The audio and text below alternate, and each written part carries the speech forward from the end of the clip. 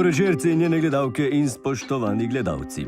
Danes se je zgodilo tisto, na kar smo opozarjali že vse od zadnjega kongresa stranke SDS. Naj spomnimo, predsednika Janšo je takrat podprlo 666 delegatov in bilo je samo vprašanje časa, kdaj bo Satan izstavil račun. No, danes ga je. Žrtev je poslanec Branko Grims. Poglejmo v državni zbor. Prehajamo na tretjo točko dnevnega reda. On prihaja nazaj na svet, on se vrača, vojska prihaja, komunisti gorijo, jaz sem hudič in prihajam po vas, pa ste pa, ko prihaja. A lahko kdo iz SDS, prosim, pomaga gospodu Grimsu? Ni treba, da bi mu kdo od nas pomagal. Mi smo že navajeni na to. Verjamem pa, da lahko koga moti to. Jaz vem, da je v tem parlamentu kar nekaj poslancev, ki so že podpisovali razne pogodbe s hudičem, sploh pa vsi vemo, da je hudič rdeča barva. Zdaj, jaz se na zadeva malo spoznam. Preden sem prišel v to sranje od politike, sem se med drugim ukvarjal tudi z eksorcizmom, izganjanjem hudiča, sveta voda, razne molitve gor in dol. In se ne strinjam z gospodom Janšo. Mislim, da bi mogli čim prej Grimsu pomagati, da ga hudič zapusti. Sumet Deus, sumet diabolus, sumet mors. Okolikor bi želeli sistem izganjanja hudiča, moramo najprej ugotoviti član, katere stranke hudič je, seveda je to problem. Točno ugotoviti. Če pa se sedaj vrnem na glavno vprašanje, zakaj se mi o tem menimo? Satan tukaj ni glavno vprašanje, spoštovani kolegi. Ker mi se zavedamo, da je trenutna situacija zelo čudna. Vsi se samo hvalite, doven od vas pa še ni nič naredil, da bi se stvar tukaj kaj spremenila, a ne? Zdaj, jaz mislim, da metode so prave. Za začetek dajmo vsi roke tako. Komunizmus, revanšizmus, migrantus, mutantus. Glejte, po moja roka ne bodo dovolj, vsaj po teh navodilih za izganjanje, ne? Potem bomo rabili poleg vode vsaj en križ, ne?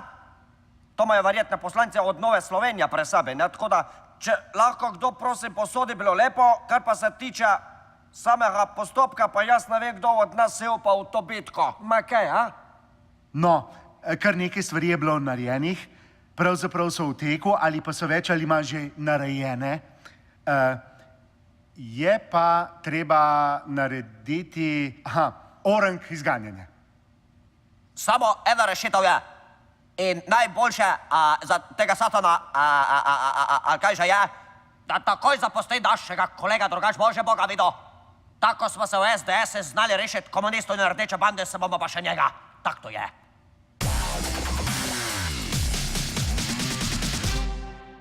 Pred parlamentom je zdaj v živo kolegica Latoja. Čau, Slavko! Povej najprej, kako je s poslancem Grimsom. Njegovo stanje je stabilno, ampak še vedno kritično. Najprej so ga odpeljali k dežurnemu eksorcistu mariborske nadškofije, ki je kar 5 ur iz njega izganjal hudiča. Potem naj bi dobil močna pomirjevala in je trenutno v domači oskrbi. Sicer pa predlagam, da prisluhnemo, kaj je povedal njegov lečeči eksorcist. Bil je nasilen, okoli metal stole, naprimer, pol nenaden napad jeze, strahu, sovraštva, da je otrok rdečih golaznih, komunističnih in podobnih. Za pomiritev smo vzeli blagoslovljeno vodo, ki je bila ohlajena, in smo jo 51 litrov zlili po njem, da se je streznil. Seveda smo ga prej zvezali, da se pač ne bi mučil. Marcel, ali obstaja kakšna možnost, da hudič obsede tudi ostale poslance v državnem zboru? Ok, daj, moraš vedeti, da je Satan zelo zvit, ne? On je že dolgo v politiki, ne? On ima za sabo več mandatov, kot pa vsi tili poslanci skupaj, ne? On je v parlamentu še iz prejšnjega režima, ne? Njega se ne da izgnati z ilustracijo ali pa blaženo vodo, ne? On je vedno preživel, spremenil barvo in konvertiral, ne? Kakšne poslance pravzaprav išče Satan? Kdo so najprimernejše tarče? Ok, zdaj tako ne, najlažje obsedeti take, ki so bolj labilne sorte, ne, ki sicer navzven kažejo mišice, ne, ampak so navznoter živčne razvaline. V glavnem na antidepresivih, ne. S takimi se da fajn manipulirati in če kdo to zna, je to satan, ne. Recimo še kakšno o preventivi. Latoja, ali je res, da še najbolj pomagajo vaje za hrbtenico? No, zagotovo, vzravnana in pravilna drža je tukaj ključna. To je znanstveno dokazano. Politik, ki hodi pokončno in misli svojo glavo, je veliko manj ranljiv. In žal pa takih v stavbi tukaj za mano ni veliko. Jaz bih nateral, ne, da imajo pred vsako sejo 2 uri joge ali pa pilatesa, ne. To je predpogoj, ne, da se fajn raztegnejo. Jaz se strinjam z Marcelom. Pomembno je, da imajo glavo gor in ramena naprej. Ok, pa še nekaj je, ne. Rekreacija vsaj 2krat na teden, ne. To je nujno, ne. Kakšen futbol, basket, ping-pong, sam da migajo, ne. Morate vedeti, da je rekreacija edino zdravilo proti satanu, ki nima stranskih učinkov, ne. Satan ne more v zdravo telo. Ni šanse. Hvala obema za pojasnila, mi pa poglejmo, kako se z redno vadbo proti satanu bori ljubljanski župan Zoran Janković. Zjutraj začel deso službe, vse 2krat na teden se dobija tukaj v telovadnici, špela v basket, včasih fuzbal. Tako da zadeva je prijateljska, se pa zgodi, da pade kakšne stave. Glih računa, da se še dolže gajbo od 5. meseca. Babo še prostor, dor si res upa. Jaz sicer dam več točk na statistiki, bam da skoko in blokad. Čeprav se tudi oni trudijo, morajo tudi njih zelo pohvaliti.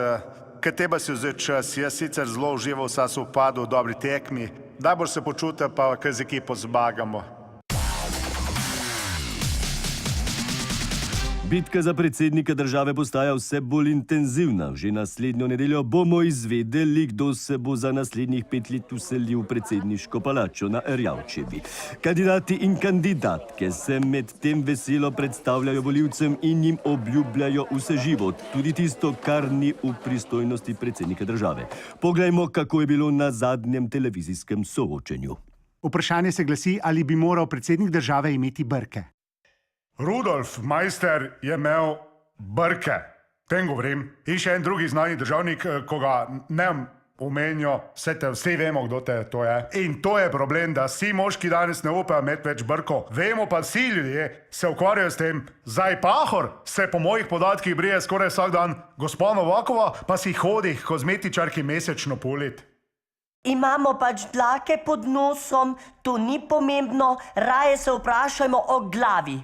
Kaj in koliko las ima kdo na glavi, kakšno pokrivalo nosi in koliko ga ima pod kapo?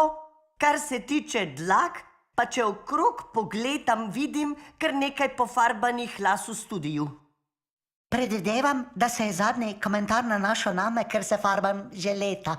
In prav ponosna sem na to, kako dobro se je prijela, glede na to, kak čudna barva je van gospa Novak darla ven. Naučila sem se mes rihtati, imam okus, vi pa meni izgledate ko mama od gospoda Pahora. Glede tega, mislim, z brki ni nič narobe. Z mojim stilom pa žal ne dela, to ni videz, ki bi bil v skladu z modernimi moškimi modnimi smernicami. To je sestavni del enega imidža, generacije, ki je žal že preživet. Tako da jaz nisem proti brkom, samo niso mi pa všeč. Najprej, prva poteza, ki bi jaz naredil, bi svetoval gospe Novakovi, kakšno temnejšo barvo, ki bi jo naredila malo vitkejšo in višjo, to je eno. In potem še nek dizajner, lahko naš, najbolj italijanski, kar se mene tiče, ne morete faliti z Dolce Gabbana ali pa Gucci, lahko tudi Versace. Se strinjam, takšen izbor je res primeren, ampak še enkrat poudarjam, prav v tem momentu se mi zdi, da ni pravi čas za to, ker se mi zdi bolj važno, da je oblačilo praktično. Poleg mene pa recimo stoji kolegica, ki ima obleko s prevelikimi rokavi in izgleda popolnoma neuporabna. Glejte, inovativnost mladih, običajno stare gospe pač zmoti. Zato je prav, da glasno opozorimo to, kar vidimo na drugi strani, enobarvne obleke in kostimi so stvar preteklosti, zagotovo, kot je povedal gospod Popovič, treba je slediti trende. Meni je predvsem vseeno za pravila mode, vam pa očitno ne. Tako imam jaz isto obleko še od svojih maturantskih dni in ne vidim nobene potrebe po kakšnih nakupih novih lepih oblačil. Je pa res, da je bilo treba podlogo mal popraviti in hlače mal razširiti, ampak ne veliko. Jaz pa moram povedati, da kar se mene tiče, oprostite, za človeštvo so pa najbolj pomembne obleke. Saj majice pa hlače, ne pa da hodijo mlade punce naokrog gole in kažejo prsje in tam so otroci izpostavljeni pokvarjenemu svetu, goloti, seksu pa perverznosti, mi jih ne ščitimo in to je žalostno. V studiu zdaj pozdravljam Zorana Predina, vodjo raziskovalnega centra Gate na glavo, pa dva svinčnika v nos. Dober večer. Komu teden dni pred volitvami najbolje kažejo javnomnenjske raziskave? Ja, zgodilo se je tisto, česar ni nihče pričakoval. Prvi izzivalec je prehitel aktualnega predsednika. No to pa je presenečenje. Wow! Na anketno vprašanje, kdo bi bil najprimernejši kandidat za glavo družine, če bi bile predsedniške volitve kmetija, je kar četrtina odgovorila, da je to Marjan Šarec. 2% manj jih misli, da je za to bolj primeren Borut Pahor. Sledita prvi dami poljedelske desnice Angelca Likovič in Ljudmila Novak. Ostali pa potem že precej zaostajajo. Hvala, Zoran. Kaj praviš na te rezultate, Matej? Ja, lahko si samo predstavljam, kakšen šok je to za volilni štab predsednika Pahorja. Teden dni pred volitvami bodo morali popolnoma spremeniti svojo strategijo. Pa je Marjan Šarec res takšno presenečenje? Niti ne, no, vsaj zame. On je dejansko edini od kandidatov, ki bi z lahkoto preživel v divjini. Je drugi krog Pahor Šarec realnost ali lahko preseneti že kakšna od številnih kandidatk? Mislim, da je to. Presenečenja so sicer vedno možna, a v tem primeru je stvar bolj ali manj jasna. Matej, hvala za ta pojasnila, mi pa poglejmo še ostale novice. V strogi tajnosti sta se danes srečala slovenski premijer Miro Cerar in njegov hrvaški kolega Andrej Plenković. Čeprav naj bi bila tema pogovora zgolj in samo implementacija arbitraže, je hrvaški predsednik vlade spet presenetil z novo ponudbo. Ajde, recite meni, Miro, da li pušite vi v SMC-u? Ja, po anketah kar pušimo, ja. Bomo videli sicer, kaj bodo rekle naslednje volitve, ampak... Ne, to, Miro, mislil sem, ako pušite, znaš, kako vi kažete travu. Ja, kaj pa vem, se ne rečem, saj kakšni našega kar potegnejo kdaj. Saj jaz tudi, no, sam inhaliram pa ne. Mi imamo dalmatinku, imamo purgericu, jaku... Pri nas v koaliciji ima Židan to čez, jaz njemu zaupam. Aha, pa dobro, ako vam nešto fali, nemojte biti stranci, jer mi imamo puno robe. Pa sad moramo da je negde stavimo, razumemo se. Ja, najbolj da vprašate še druge. Arjavc sicer vem, da ima neke veze v Italiji, pa SDS-ovci so itak vsi na belem. Mogoče je Klemenčič, on je zadnjič neki jamral, da mu zmanjkuje. Pa ta Štajerka, ki jo imamo mimo čist, bo je čist premočna. On prav, da rab neki, da ga mal pomiri zvečer, a veš, ta skuna od Židana ga pa čist zabedira. Pa jebi ga. Lahko pa greš tle gor po štengah, pa so tam eni gimnazijci, ko vse kupijo. Kar imaš, sam dobro ceno jim daj. Znači da idemo ovdje gor. Andrej, ima biznis! Sad ćemo, još malo. Ajde, briši. Po noči po srednjeevropskem času so bile vse oči boksarskega sveta uprte v kolumbijski Medellin, kjer sta se v dvoboju za naslov prvaka v težki kategoriji pomerila papež Frančišek in njegov izzivalec kardinal Mariano. Poglejmo kratko reportažo. Allora, najprej tehtanja, potem pa do dvorane.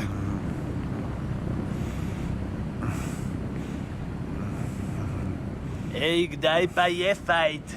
Fajt je v posmeh. Kje si, Frank? Pa si zveka, ful je hiter. Pa pod nobenim pogojem te ne sme v kot spravt. A pas je tvoj.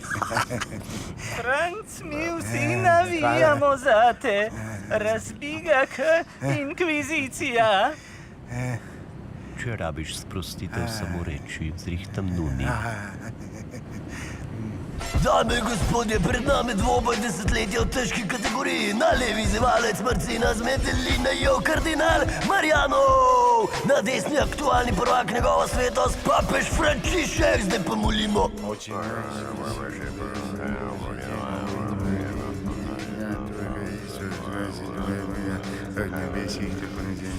Amen. Jo, zdaj pa v dvorano, da vidimo, kdo bo koga razbal.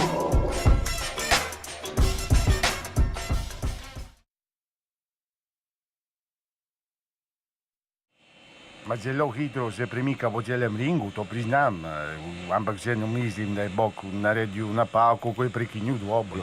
Bilo je preveč krvi. Ampak jaz sem bil pripravljen, uničil Boga. Valjda. Kar povejte Marijanu, da to ni bil konj. Hvala lepa za obisk, kar se tiče honorarja, smo pa v navezi. Kako smo bili že dogovorjeni? 70-30, a? O, itak, nakažemo. Samo ne mi zamujati, a? Tako zdaj bo nakazan, majken.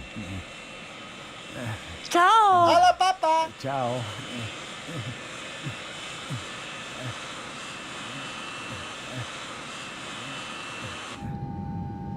Razmere v dvorani nam je regularnega.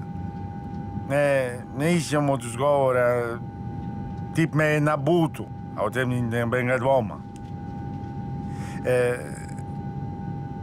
Moja zmaga ni nikoli bila ogrožena. Naslednjič se dobiva na mojem terenu in takrat jih bo faso. Smo že pri športu, pozdravljen Zmago. Dobro večer, Slavko. Kakšne novice prinašaš?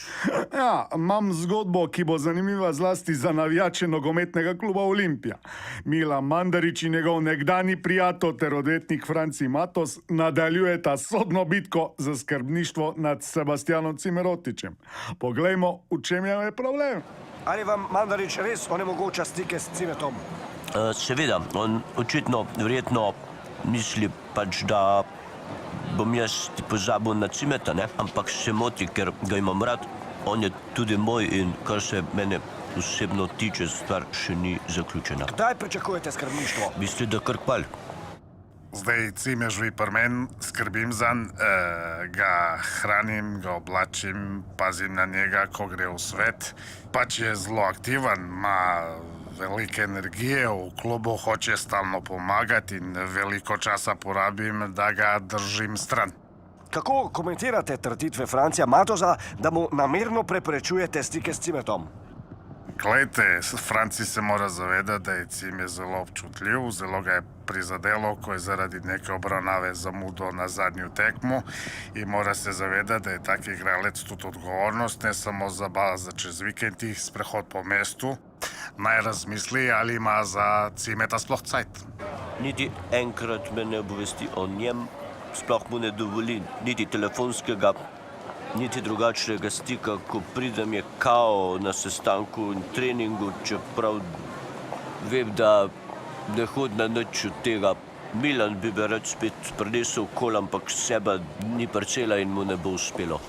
Žalostna zgodba, ja? No, pa so Cimeta sploh vprašali, s kom bi rajši bil. Ja, Cime pravi, da je on še najbolj srečen žogo. Da ne boš mislil, da je edini. Žoga je marsikomu najboljša prijateljica, še posebej v zaporu na Dobu. Igor Bavčar je tam že skoraj cel mesec. Težko bi rekli, da sedi, saj se je zelo hitro vklopil v aktivno zaporniško življenje. Poglejmo, kaj pravi.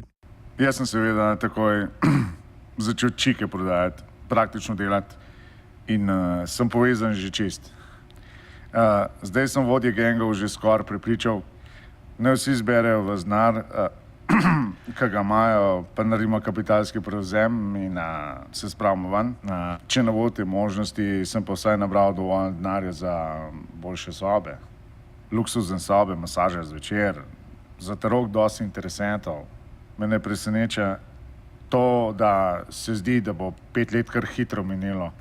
Spoštovani gledalke in gledalci, to je bilo vse za nocoj. Lahko noč in miren spanec.